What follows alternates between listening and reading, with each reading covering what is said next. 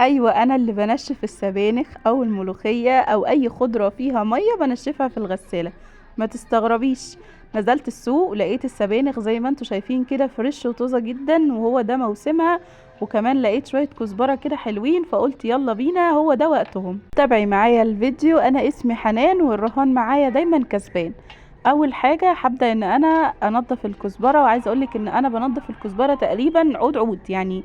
بطلع كل الورق الاصفر اللي فيها وكل الحاجات اللي ملهاش لازمه دي واحده واحده كده، لحد ما اتاكد ان الكزبره كلها اللي قدامي نظيفه جدا وما فيهاش اي حاجه. ولازم تتاكدوا ان الخضره اللي قدامكم، سواء كانت كزبره بقى او اي نوع من الخضره، هي كلها من نفس النوع، لان ساعات بيكون داخل انواع من الخضره بتكون مختلفه، فممكن تغير معاكي الوصفه كلها. سواء بقى كان جوه السلق، جوه الملوخيه، جوه الكزبره، جوه السبانخ نفسها. بعد ما نضفت الكزبره وعدت عليها كمان، فردتها كده قدامي على الصينيه وعدت عليها، هبدا ان انا اخرطها تخريطه يعني كبيره. مش شرط تخريطه صغيره، لا، خرطيها حتت كبيره. كده كده احنا هنفرمها بعد كده في الكبه، وهقول لكم هخزنها ازاي علشان تقعد معايا من السنه للسنه، واطلعها السنه الجايه ان شاء الله وهي على حالتها. هنا انا خرطت الكزبره بتاعتي وغسلتها كويس جدا لحد ما الميه كانت رايقه زي ما انتم شايفين كده عليها. كده انا الميه تمام، الميه نظيفه، فهركنها على جنب تصفي ميتها. معايا هنا بقى السبانخ كلها طينه، يعني حرفيا متشربه متشربه في الطين كده. فانا جبت صينيه كبيره مليتها ميه وحطيت فيها كده حوالي ربع كوبايه من الخل. وهبدأ بقى ان انا انضف السبانخ برضو زي ما نضفت الكزبرة.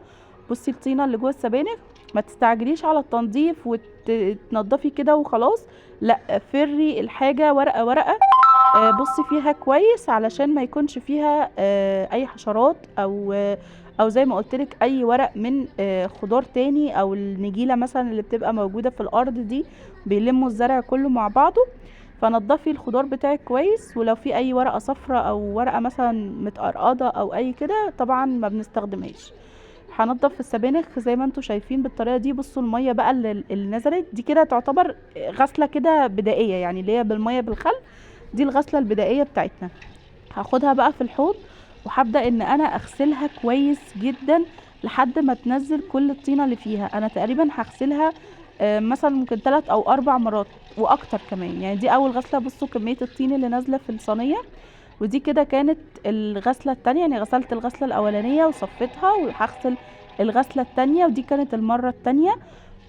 هعملها همشي بنفس السيستم ده لحد ما الصينية عندي ملاقيش ولا ترابايه او ولا لسه. برضو بصي دي الغسله الثالثه، ودي الغسله الرابعه، وهنا كانت الميه نازله رايقه وما فيهاش اي حاجه، يبقى انا كده تمام.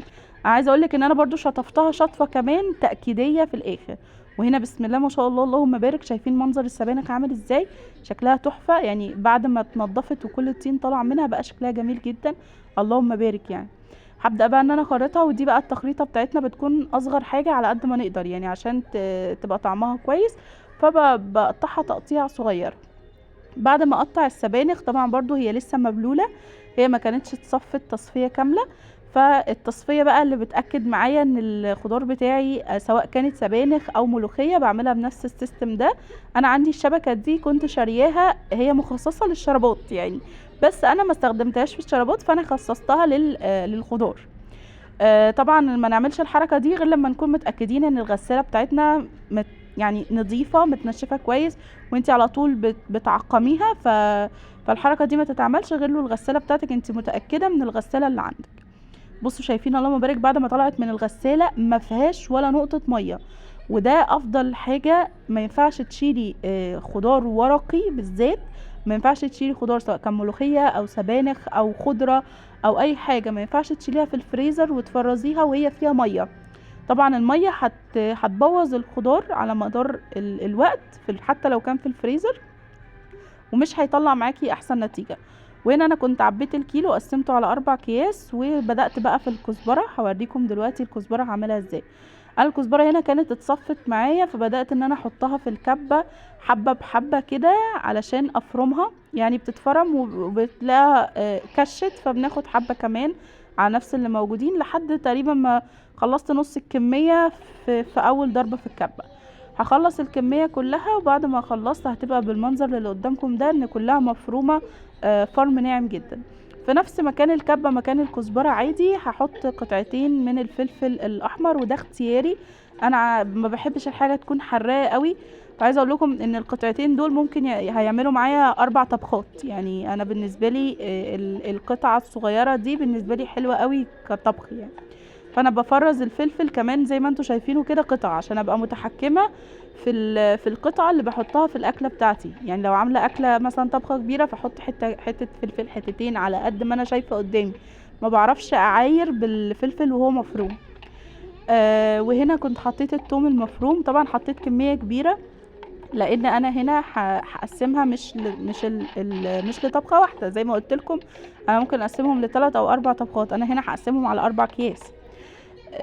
فهنا انا كنت حطيت الفلفل والثوم وفرمته مع بعضه. يا سلام بقى لو عندك شويه كزبره ناشفه حطي كمان معلقه، بس انا للاسف لقيت الكزبره كانت خلصت عندي فاكتفيت بكده، وقلت لما بقى اجي اعمل التقليه بتاعه الكزبره دي ابقى احط كزبره ناشفه ان شاء الله.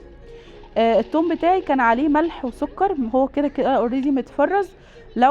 لو التوم بتاعك او التوم اللي انتي مستخدماه توم فريش، فانتي ممكن تحطي نص معلقه سكر صغيره ونص معلقه ملح، تمام، علشان تحتفظ باللون بتاعها زي ما هو. وهنا انا بقسمها على اكياس صغيره، والكيس ده على مقدار طبخه واحده. يعني انا مثلا ممكن تستخدميها مش في السبانخ بس، طبعا التقليه دي ممكن نستخدمها في القلقاس، ممكن نستخدمها في البصاره، ممكن نستخدمها في السمك. يعني مش بتقتصر على طبخه واحده، ولكن ممكن تستخدميها في حاجات كتير جدا. وبس كده، لو طريقتي النهارده عجبتك اضغطي لايك وشير ومتابعه للقناه عشان يوصلك كل جديد. شكرا ليكم، والسلام عليكم.